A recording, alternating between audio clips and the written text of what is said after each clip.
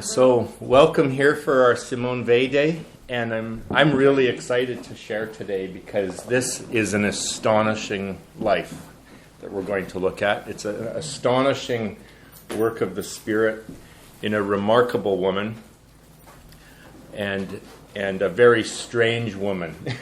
On the one hand, I believe her to be, an authentic mystic. Perhaps the quintessential authentic mystic of the 20th century, and we should be using her name in the same sentence as Thomas Merton and St. John of the Cross and others that we'll be looking at.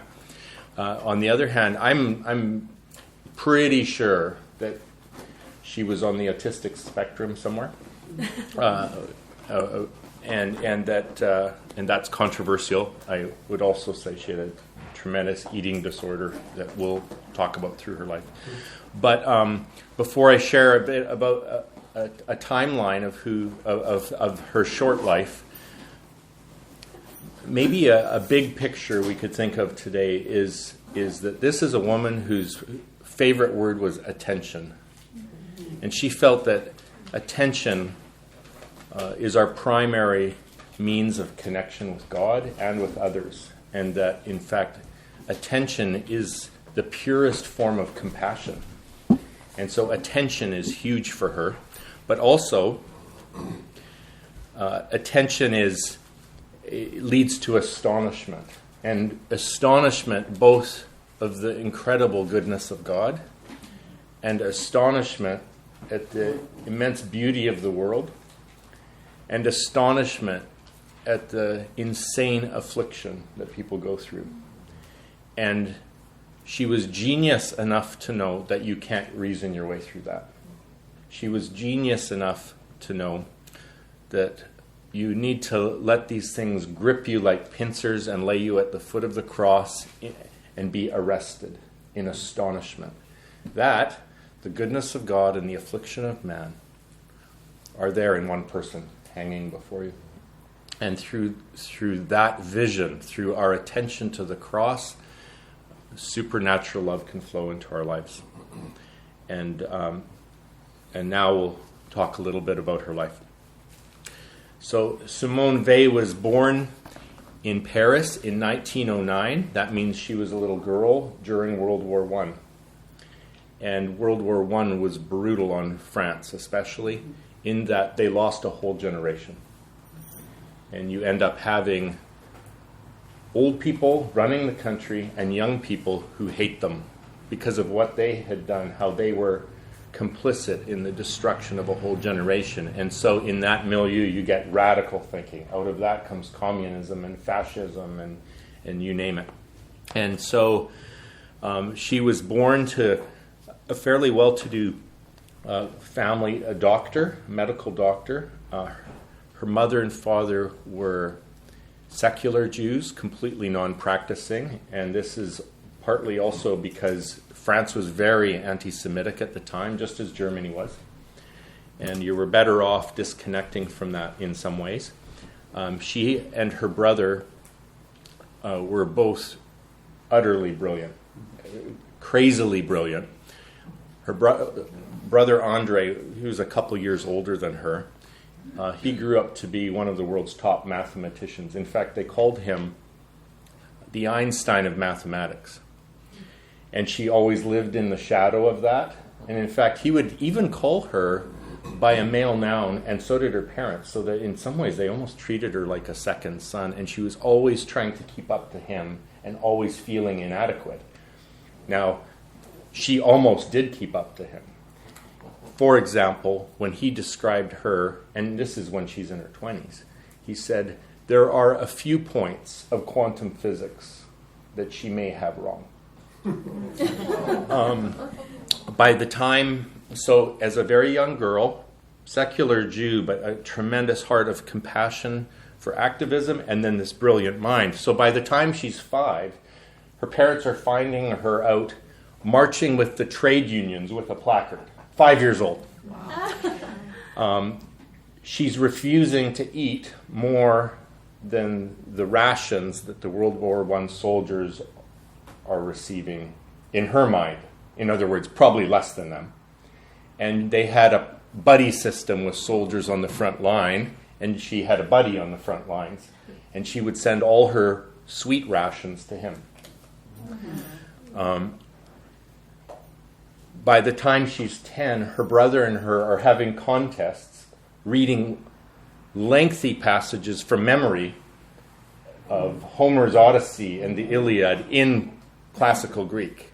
He's 12, she's 10. If the other person stalls, they pull each other's hair, but they won't scream, and this is part of the self-control thing. And so, very, very willful. Brilliant, right? And then they would do ridiculous things. They would go out underclothed with no shoes on and get on a bus or whatever and tell people that their parents didn't feed them.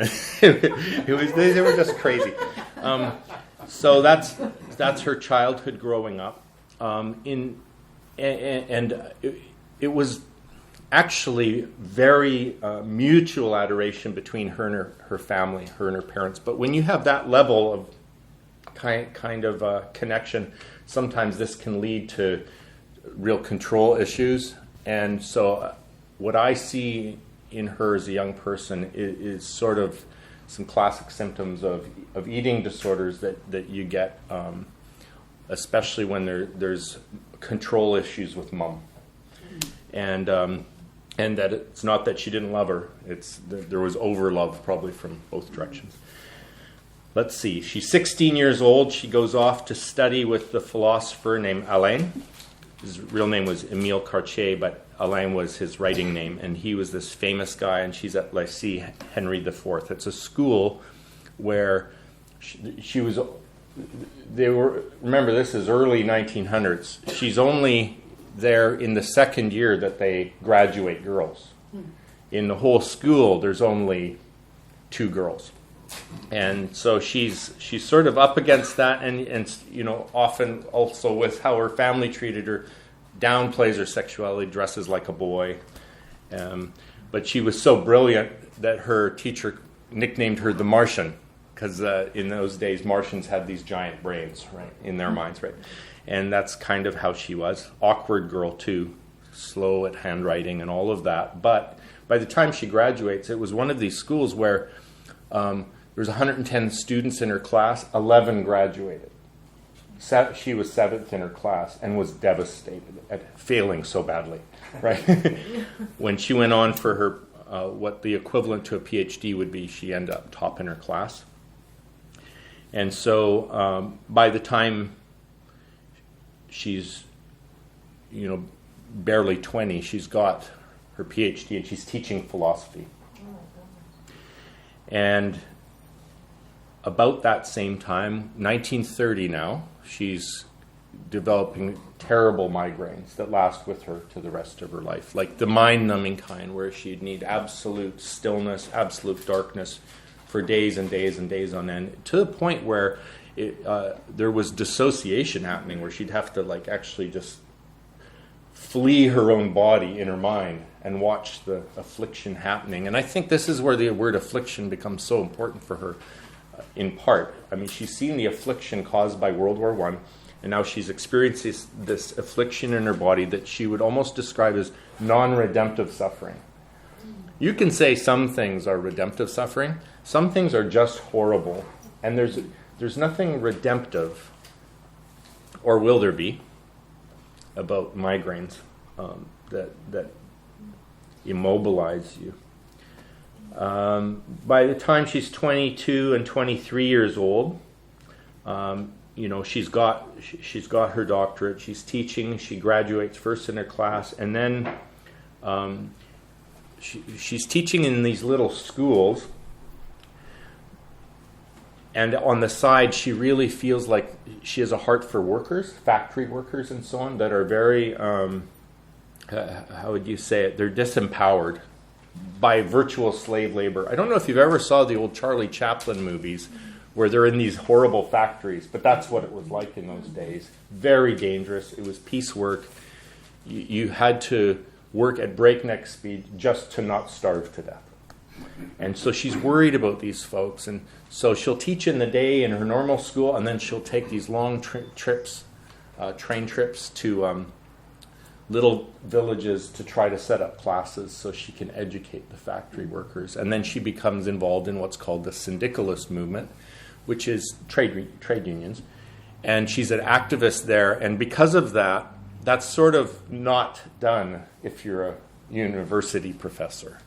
And so they start carting her off, marginalizing her to nowhere places, to remove her. But she's just radical. So a negative nickname they gave for her was the Red Virgin. So her asexuality and her communist leanings at the time, Marxist at least, get her this nickname, the Red Virgin. So she's regarded as a troublemaker. And on top of that, she was really critical of the school movement, that they just wanted to produce diplomas. And she's like, no, I need to teach my kids how to think and how to question. That's kind of dangerous at that time. In 1932, she takes a trip to Germany, and there she's seeing the rise of Hitler. And this is before he's in power, but she predicts in 1932 that the Nazis will rise to power because the opposing parties are also so disempowered and beaten down, and that this will lead to a world war. And she says this in 1932. And yet in all of that, anything she says about Hitlerism, she called it, she never mentions the anti-Semitism, which is interesting. I think she was still trying to distance from being Jewish. And in fact, if you had to sign off as being Jewish, you'd be potentially marginalized even further. And also, she sees a willfulness in Hitler that she sees in the Old Testament. And she's suspicious about that stuff. So she has odd categories in her head that I think are partly valid. That there's a kind of version of God in the Old Testament that's willful and violent and genocidal, that as part of Judaism, that she connects with these modern tyrants and so on. And then she connects more like the Greek minds as more beautiful and more connected with Christianity, though she wasn't one at the time. So, let's see. She concludes something like this: you cannot speak truth that doesn't come through your flesh. If you don't flesh out what you believe, how can you say it's true? So what does she need to do if she cares about factory workers and about the plight of those who are in the blue-collar trades and so on? She quits her job as a teacher and uses her connections at the school to get a job in the factories. She works at the Renault factory and a few other factories for a year, and it almost kills her. She's so awkward. She's doing the presses, right? Ba-boom, ba-boom, ba-boom. And they weren't like today where you have 2 buttons and all that. And she's injured a number of times, nearly, and the factory workers are shaking their heads. But she's thinking, I've got to get in there so I can start small groups with these guys and educating them. And what she finds out is it's impossible because their minds are so numb that you can't think. There's an utter permanent exhaustion. And she begins to feel herself being unable to even think herself. And then the migraines get so bad that actually she just has to quit after a year. And during that time also, wouldn't eat more than she could make in the factories, which was almost nothing. And her parents are tearing their hair out, right? So they take her. She has to go recover with them, and so they go on a holiday. And one of the places they go is to this little Portuguese village, and she's watching a procession of fishermen's wives down to the boats. And there she says, "There I suddenly had the certitude that Christianity is the religion of slaves par excellence, that slaves cannot not adhere to it, and I too, along with the others." So she's she's now identified herself fully with anything in the world that looks like slavery, whether it's the factory workers, the fishermen, the whatever, but also thinking in ancient times about the slave uprising in Rome where all these people were crucified. And this is, I think, our first real time where she connects with Christianity. And she sees all the other religions as very triumphalistic. And again, even her Jewish heritage, it's like Joshua fit the battle of Jericho and the walls come tumbling down. She doesn't relate to that. She thinks, no, that's not right. But the slaves she relates to. And so she sees that as her first glimpse of Christianity. And then she's also a pacifist. And many people were after the First World War just because it was so ridiculous. Like this stupid war that was supposed to end all wars anyway, and of trench warfare that wipes out all these people. So they come out of it, and many are like, "We're never doing that again. That was ridiculous." But then fascism starts rising up, and she sees this, and she's a woman who had to experience everything she wanted to talk about. So what does she do? She crosses the Alps and joins the Spanish Civil War. She joins a militia group, and they're like, her eyes were bad and she's awkward, remember? So they give her a gun, but they won't put bullets in it because she had almost shot her own people when, and it's not that she wants to kill anybody. In fact, like, she would refuse to kill anybody, but she's got to be there, right? And what saves her life is she's so awkward, she steps into a pot of boiling oil. Oh. And it severely burns her one foot. And so her parents have to come down to Spain and rescue her. And 2 weeks later, her whole unit was wiped out. So we're thankful that she stepped in that pot of oil. To recover from that, so what would happen? She has these experiences and their parents have to rescue her, which drove her crazy. But they take her to Italy, to Assisi. Aha! She goes to the same chapel where Francis of Assisi has his vision of Christ. She said, in 1937, so now she's 28, I had 2 marvelous days in Assisi, there alone in the little 12th century Romanesque chapel of Santa Maria degli Angeli, an incomparable marvel of purity where St. Francis often used to pray. Something stronger than I was compelled me for the first time in my life to go down on my knees. I think I'll keep reading. In 1938, I spent 10 days in Selesmes. How do you say that? Selesmes? I don't think that's the correct pronunciation. From Palm Sunday to Easter Tuesday, following all the liturgical services. I was suffering from splitting headaches. Each sound hurt me like a blow.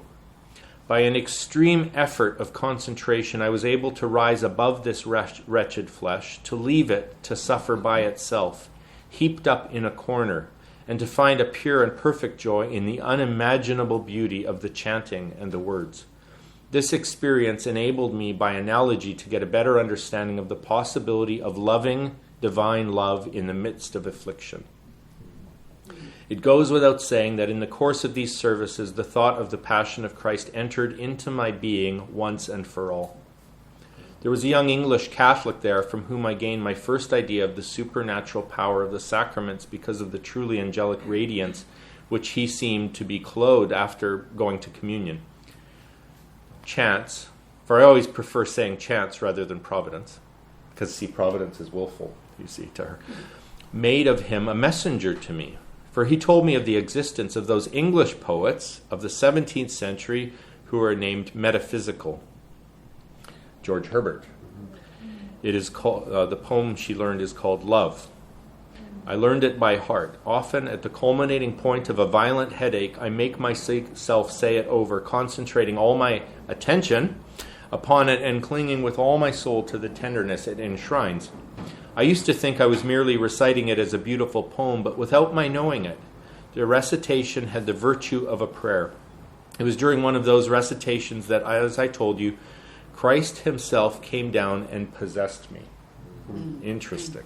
My arguments about the insolubility of the problem of God had never foreseen the possibility of real contact, person to person, here below, between a human being and God. I had vaguely heard tell of things of this kind, but I had never believed in them. In the Fioretti, the accounts of apparitions rather put me off, if anything, like the miracles in the Gospel. Moreover, in this sudden possession of me by Christ, neither my senses nor my imagination had any part.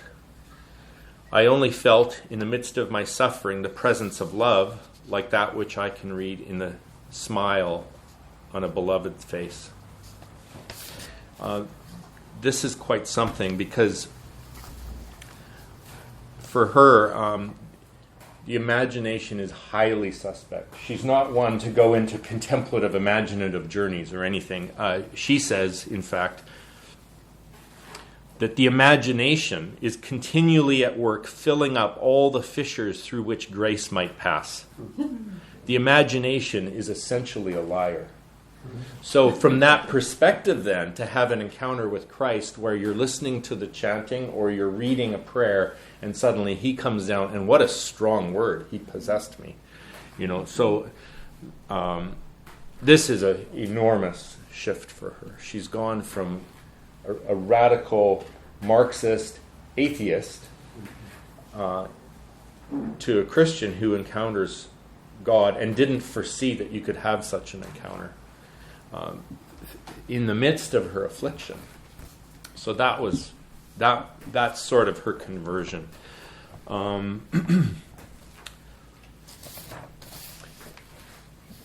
In 1939, she's 30 years old when World War II breaks out. Was this all in Assisi, her conversion? No, that part was in Solesma. So it's two trips to. So the first one is Assisi, second one, but they're both in Italy. So then, now she's so suspicious, though, even of her own projections, that she doesn't want to pray.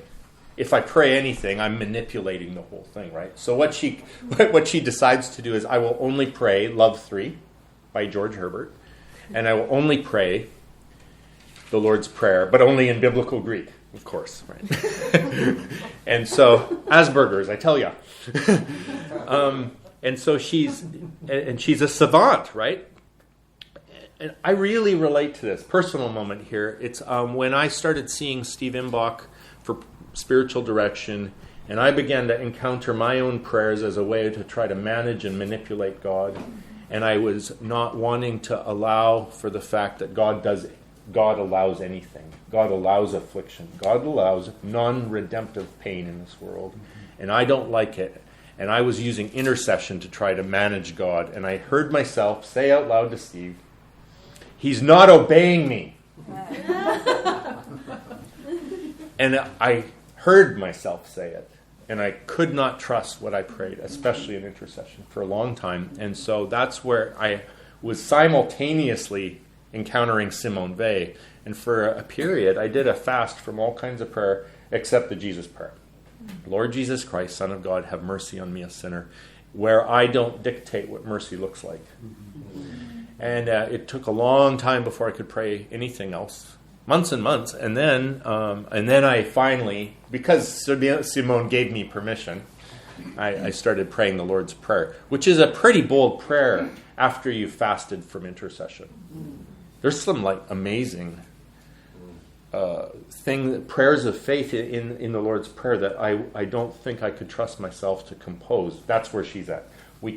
She didn't want to compose prayers for fear of manipulating the process.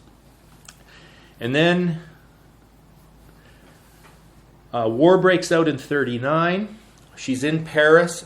She wants to stay, and I don't know what. She has ideas about joining the resistance, but she's so worried for her parents' life that she has to take them, and they flee down to southern France, to Vichy, France, where it was a bit safer. And then she ends up in Marseille, and in Marseille she does join the resistance as a writer. So she's writing articles down there in Marseille and scheming how she can get her parents out of the country. because she sees where this is going. In Marseille, the most remarkable thing happens.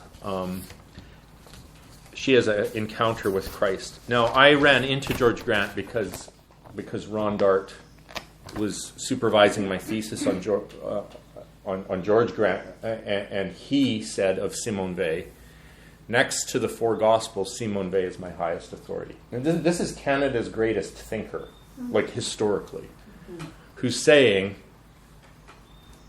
next to the four Gospels.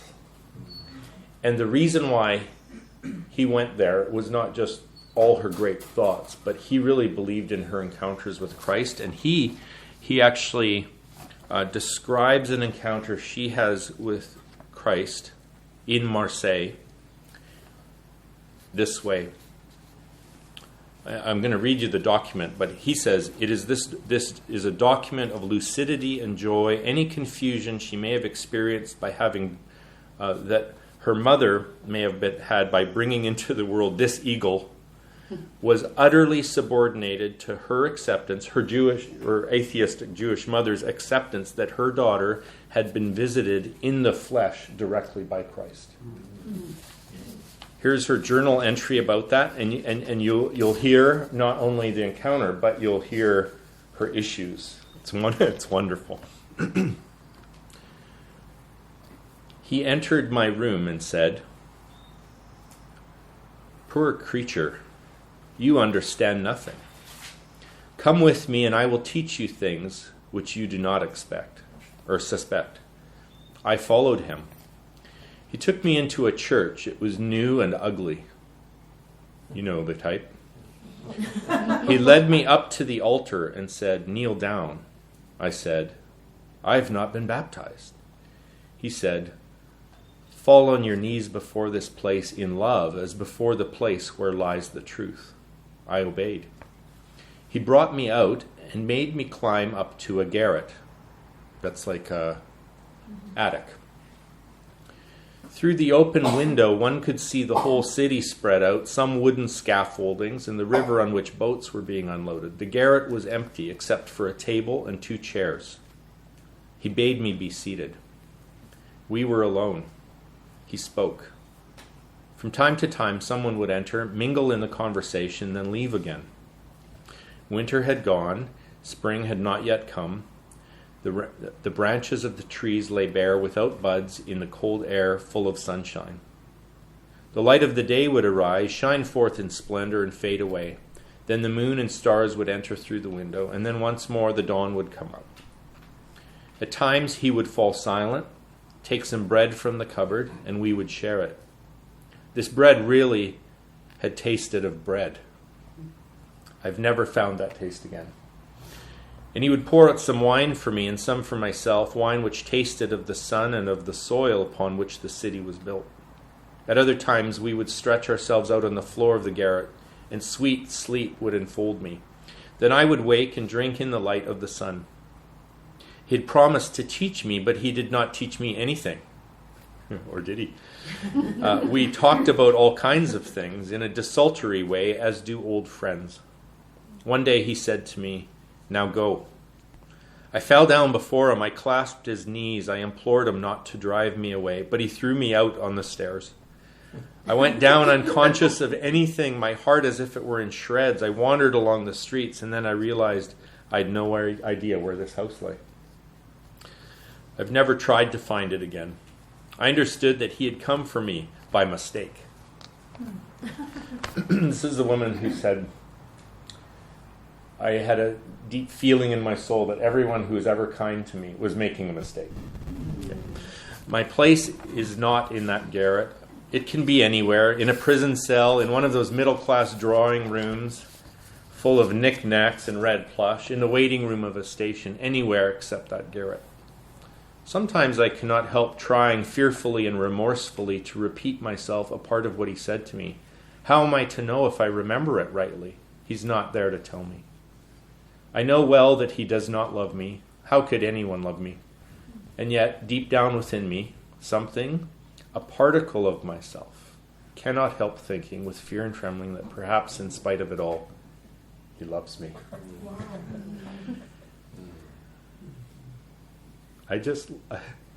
Anybody who's met Jesus like that, I want to know her. Well, we'll fast forward. She gets her parents out. She's just like devastated to have to go with them, but she can't trust that they'll be safe. So she gets on the boat to New York City with them. She just like, it kills her. But she takes them to save their lives, really. And they get to New York, and then she attends Corpus Christi Church where Merton had been baptized in 38. Interesting. Here's an aside.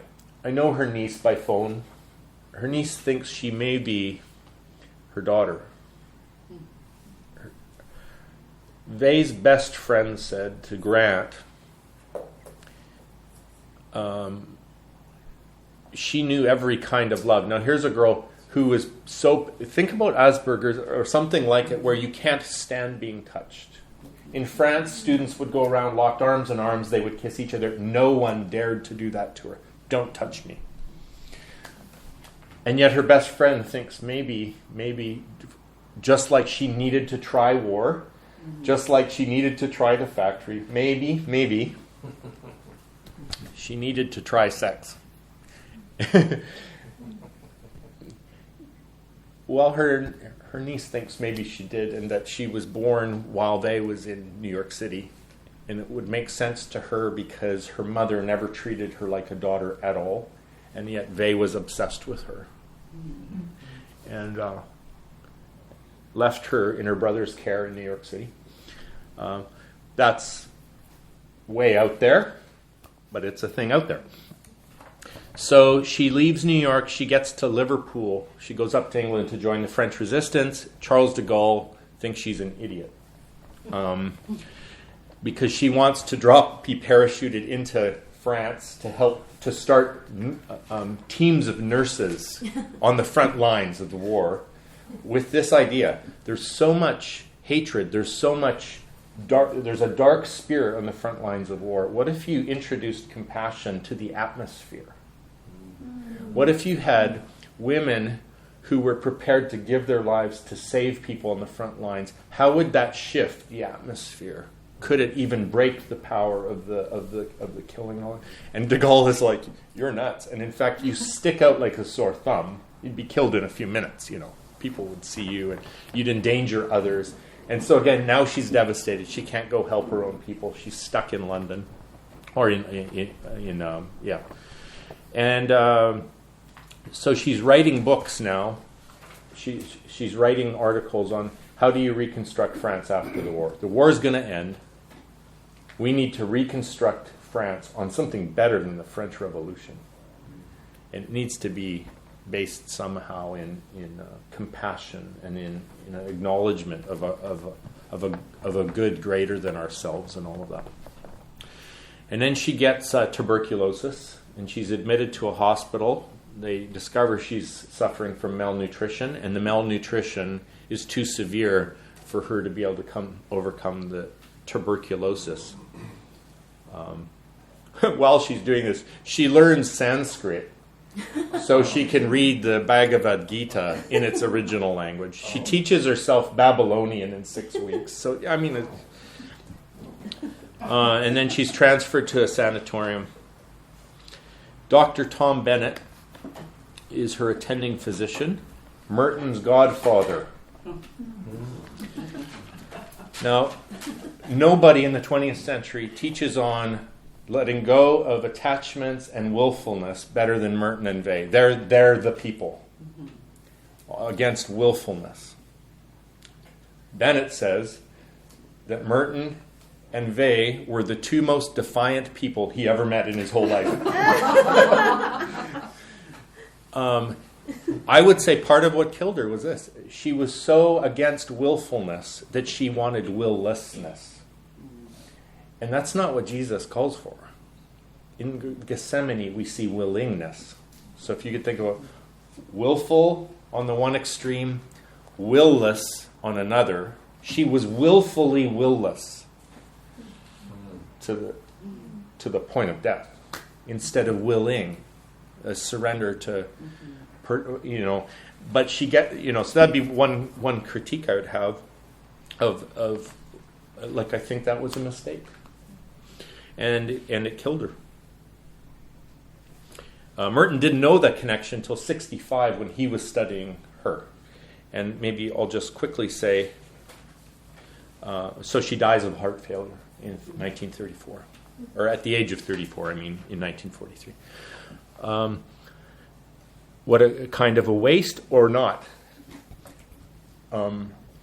She dies in August.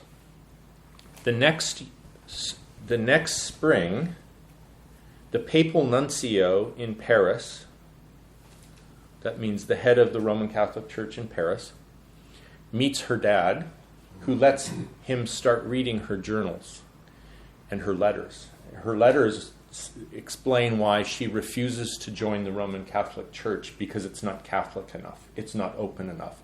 How dare you make entry into the kingdom of God through the doors of an institutional church? And she said, I would rather stand outside the doors and be damned in solidarity with the lost world than enter your club. And these priests know what she experienced in Marseille. They know she's a real saint. They know she's met Jesus Christ in the flesh. They know you have to be baptized so we can validate this. And she's like, no, I won't. Willful, right?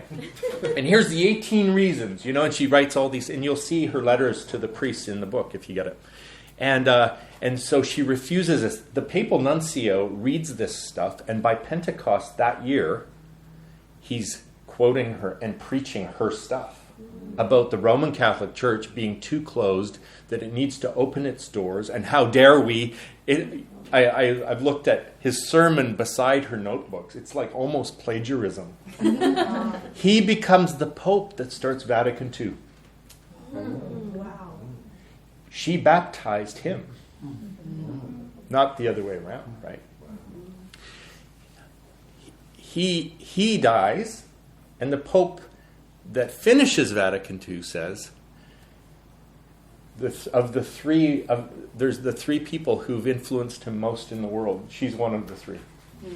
So the two popes who bring about the opening of the church through Vatican II cite direct dependence on her resistance, her willfulness against the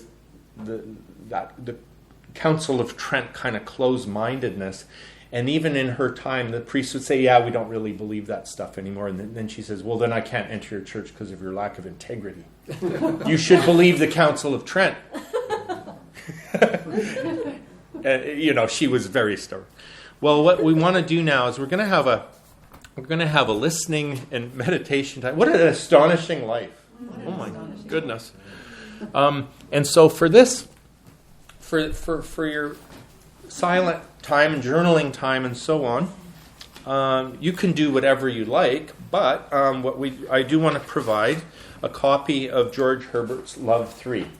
So this is the poem that she was praying when Christ took possession of her.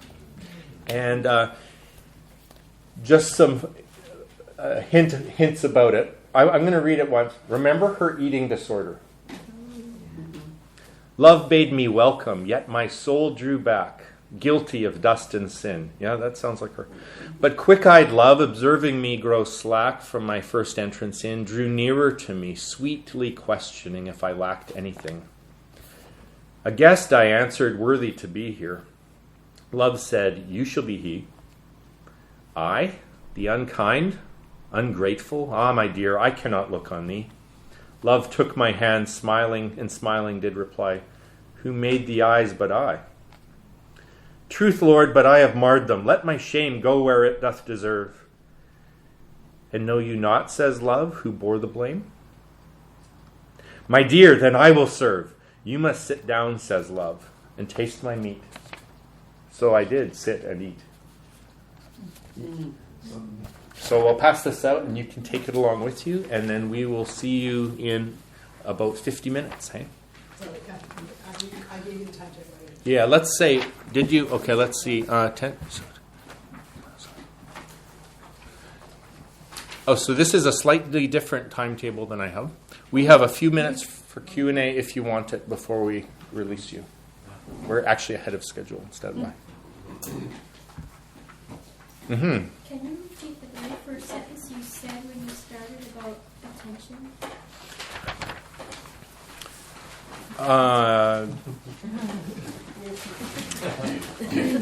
I will try, yes. So for Simone Weil, and we'll go more into this in the next talk, but our primary connection with God is through attention. And as we pay attention, that leads us to astonishment. So our attention to God cannot be willful. It cannot be striving. So I'm going to expand a little bit here. It needs to be open, attentive receptivity. So it's a sweet spot between apathy and striving. So the openness and receptivity has to be like open heart, open arms, open eyes, right? So we're open and receptive, but not just apathetic. And on the other hand, it has to be absolute attention, but it can't be willfulness or striving. So you find this middle place where the upward gaze, right? But then she says, this is also the purest form of compassion. That we need to be attentive to people around us and to creation around us. And when we're attentive to people and to creation, we will be astonished. We'll be astonished both by the beauty, which then lifts us up into a connection with God, and we'll also be astonished by the affliction that we discover, and this will lift us up into a vision of the cross, and that both the beauty and the affliction are there in that one person on the cross, and then that love starts to pour through us into the world, and we can actually become mediators of the love through our wounds, in the midst of our afflictions, and so on. So that's kind of her angle on it. Does that answer your question? Perfectly. Okay. Yes? Just wondering, this is maybe just a little bit of an aside, but how we can say that the afflictions, there are afflictions that are not redemptive. Mm-hmm. If the suffering does enter into the sufferings of Christ, how can there be suffering that is not redemptive? It's just a wondering. Yes, that's a good question. So I think ultimately, and that's a very important word, ultimately these sufferings may enter the redemptive sufferings of Christ.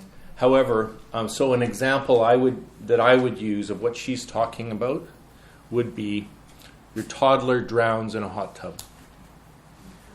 So all of the reasoned responses we would have to that kind of death will ultimately, and she says this, you will end up calling evil good. Because all of our standard responses to affliction are blasphemous. They would be, maybe God's teaching us a lesson. Use the hot tub. What's the lesson here, you bastards? Or saying that to God, right? Or if it would be, God allows these things so we can grow. What? And so you start running. So what she's thinking of are those things where every reasoned response that tries to rationalize suffering is evil, but it throws you at the foot of the cross into the one who, and you do you enter the sufferings of Christ, and it has to include despair, because Jesus didn't die for those who despair. And so it has to include that. That's a great question. So penultimately, in this life, she would say there are many, many occasions where, when 200,000 slaves are crucified. What was the redemptive thing here?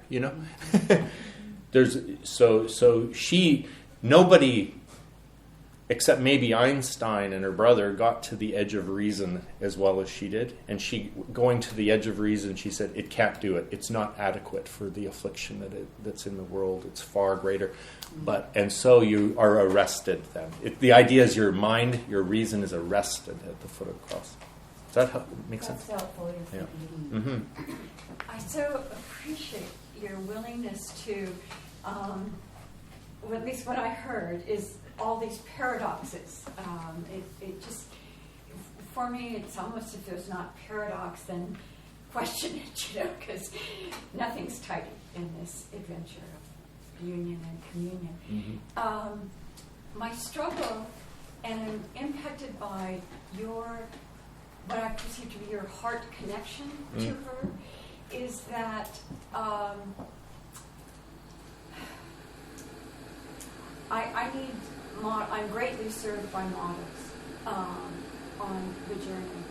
By what? Sorry? On the journey, on this adventure. Models, yeah. Models, okay.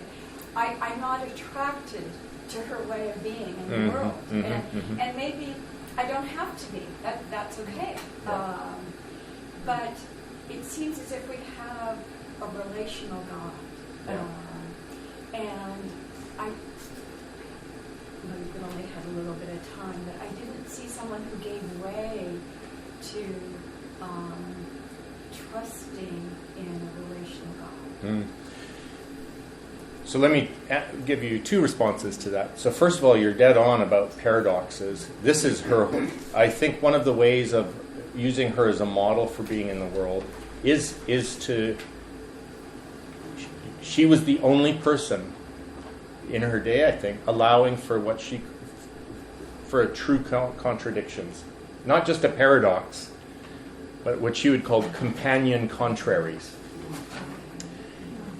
Everybody was trying to put together, the Christians were trying to put together the goodness of God and the affliction of man as if they could. And she's like, you can't, you have to give up. And call it real contradiction. And when you do, so it's the companion contraries that grab you like pinchers and kind of put you at the foot of the cross. That's where the relationality is for her. As long as you're striving to justify 2 world wars, as long as you're trying to come out with a Christian triumphalism, you're still running from the cross. Now so the giving in for her is so beautiful, I think, because it's harder for her than anybody. At an autistic level, she can't give in. And at times, she doesn't get away with it. And she right? But when she gives in, and I did sit and eat. Or when she gives in, maybe he does love me. That's for her. She, for you, I think what for you get to surrender way earlier than she did to the relational love of God, right? And I get to, and then I get to see someone who couldn't but did anyway, a few times, and so what I use her as a negative model then too. Where am I being just simply willful about this? Where am I resisting? She's all about resisting grace until she can't, which proves that it's grace. Like, for grace to cross over to her is just a miracle. I think it's very good to use her as a negative model as well. It's like, just give up already. Let him love you. Let him hug you. Don't touch me. Okay, touch me. Thank you so much. Does that help? It's just so rich because it doesn't. I almost failed my master's because I had Francis of Assisi up in the clouds. Yeah. And they said, no, you have to put him in the 13th century. And you're very good at that. Thank you. Yeah. In my intro to the book, I say, let her. Can I borrow the book? We still have just a couple minutes left. So here's how I approach her. It's so good that you asked.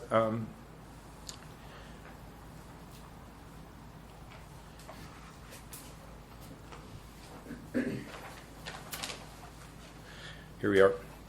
To truly hear Simone Weil, one must not sort through her work, discerning where we think she's right or wrong, adding her best zingers to our tool belt, and then moving on.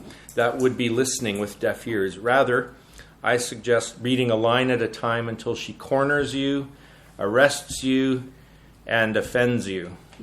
Stop there, meditate, journal, and ask, how is this thought true, and how might it not be true? At that point, you're beginning to think like her. How is it true, and how is it not true?